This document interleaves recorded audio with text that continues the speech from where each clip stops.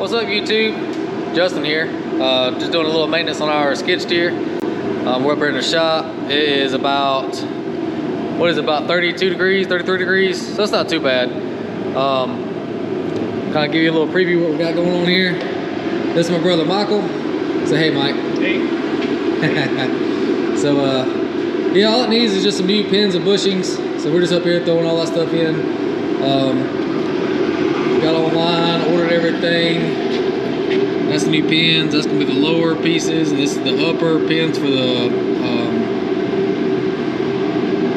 cylinders. Got all the, here's all my bushings and stuff. You can actually go online and download, manuals for your skid steer. Of course, mine's the Gehl 7800. So I just downloaded everything and then just do like a little fast print on my laser jet.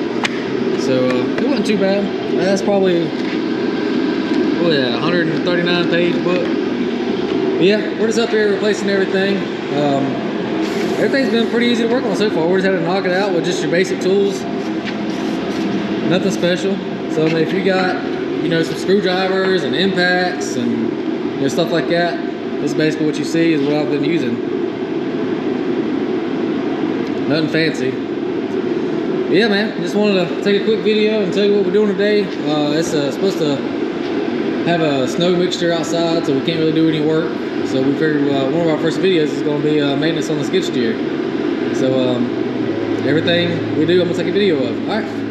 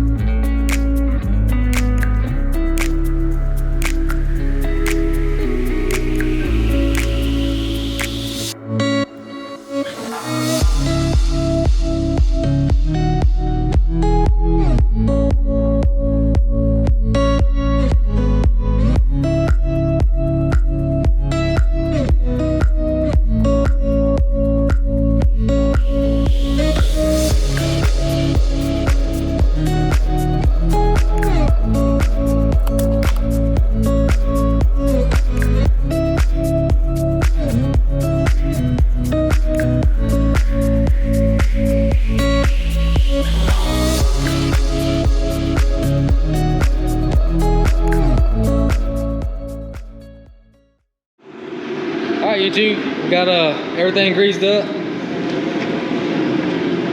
Put back together, then greased up. Got the alt trap working good. This is a manual one. Got all that adjusted back out right, so now everything unlocks and unlocks like it should. You can kind of see where I had to go in there and weld up. I had a crack coming right here and a crack right there, and I went ahead and welded all the way around there because the pins, I guess the pin housing was actually the weld cracked all the way around, and everything was kind of like moving all that stuff. So I went ahead and re-welded all that.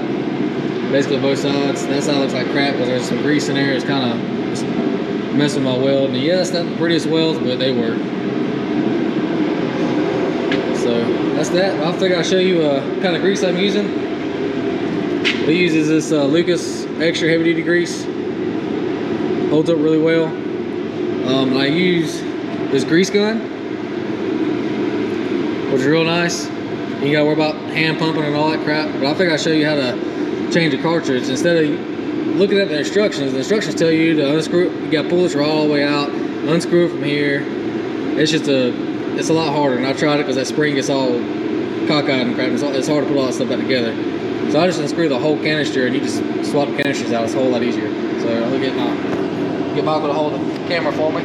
So all you gotta do, pull this out all the way,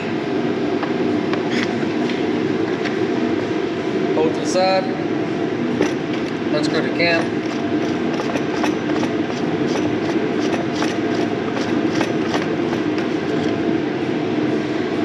There's the old. Don't be a sissy and wear gloves. Let's go ahead and grab it out. The new one, pop your cap off.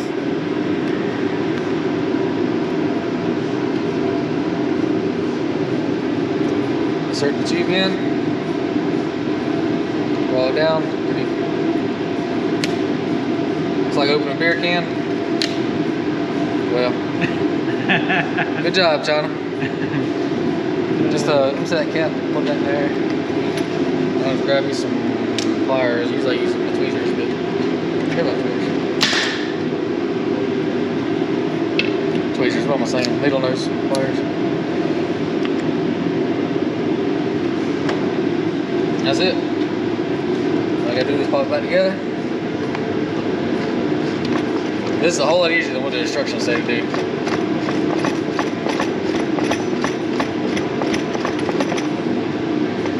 Get a little decent hand tight. Push this all back together. I'm gonna come back over here and I'm gonna finish greasing up this because it didn't get done all the way. I use this lock and lube coupler. That way you gotta fight when the old style you pop it on, and sometimes it might stay, it might not, and then you gotta pop it off. Usually you break the head off of your grease fitting right there. So this right here, you just gotta squeeze it. It's got these little clamp styles. Pop it on, just like that, like that. And it's actually got a spring loader, so it actually holds it on there. You can sit there and hold it. You can even put this thing in automatic mode like this. Hold that trigger and I can lock it down and it'll just sit there and keep on pumping.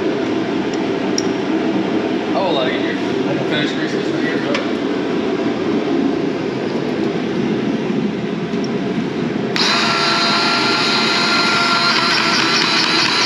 Still priming. Nice, see it all come out right there? It's good and greased. That's it. Alright, we're done with the skid steer today. Catch us on our next videos.